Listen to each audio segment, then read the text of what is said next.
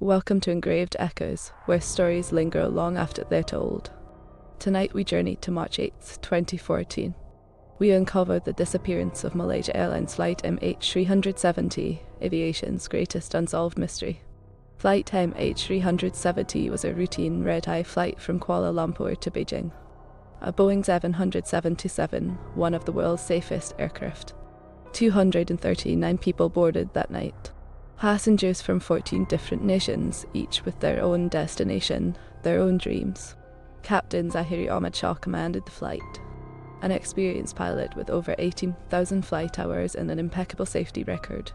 At 12:41 a.m. Flight MH370 took off into the night sky.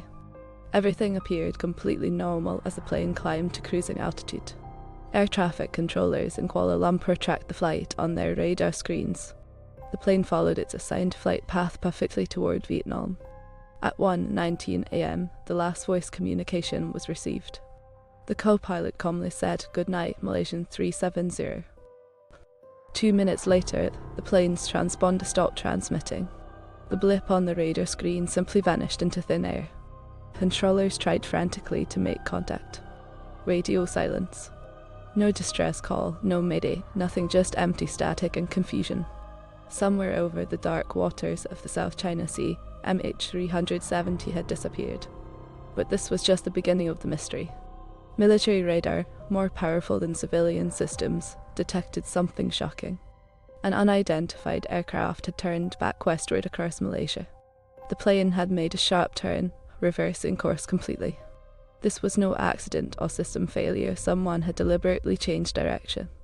Satellite data later revealed the aircraft continued flying for nearly 7 more hours, flying south into one of Earth's most remote regions.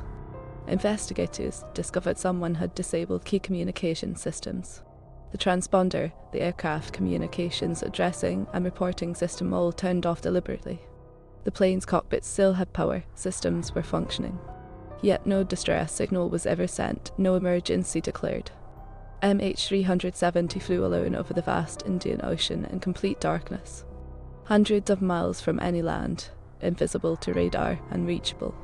The Boeing 777 carried enough fuel for the planned route to Beijing, but it was now flying in the opposite direction, burning through reserves.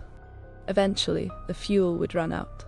Somewhere over the southern Indian Ocean, the plane would fall from the sky into waters over 4,000 meters deep. Within hours, the largest search operation in aviation history began. Ships and aircraft from 26 countries scoured millions of square kilometers of ocean. Satellites analyzed thousands of images. Advanced mathematical calculations tried to pinpoint where the plane might have gone down. Families gathered at airports, desperate for news. Days turned to weeks, weeks to months, with no sign of the aircraft or survivors. Ocean mapping technology revealed the seafloor's hidden terrain. Underwater mountains, deep trenches, an alien landscape that had never been fully explored. Underwater search vehicles scanned the ocean floor with sonar. Autonomous submarines dove into crushing depths where sunlight never reaches. The sonar images showed nothing but empty seafloor. Month after month of searching in an area the size of England yielded no wreckage. Then in July 2015, over a year later, a piece of debris washed ashore on Reunion Island. A wing component called a flaperon, confirmed to be from MH370. Investigators examined the flaperon carefully. Barnacles, damage patterns, serial numbers, everything was analysed for clues about the plane's final moments. More debris surfaced over the following years. Pieces of wing, cabin panels, interior components, all confirmed from MH370, scattered across the Indian Ocean. The debris field suggested the plane hit the water hard. But why? And where exactly was the main wreckage? Deep underwater, the bulk of MH370 likely remains.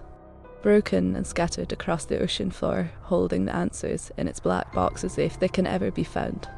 Theories emerged, each attempting to explain the impossible. Pilot suicide. But why fly for 7 hours first? Mechanical failure causing rapid decompression. But that doesn't explain the deliberate turn and disabled systems.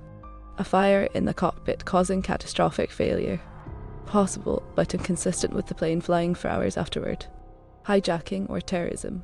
No group claimed responsibility, no ransom demands. No political motivation discovered. The most likely scenario points to the plane flying south until fuel exhaustion, then crashing into the remote southern Indian Ocean, but why remains unknown. In 2018, a private company launched a new search using cutting-edge technology. For months they scanned the seafloor with unprecedented precision. The search was eventually suspended. Despite examining thousands of square kilometers, the main wreckage remained undiscovered, hidden in the deep.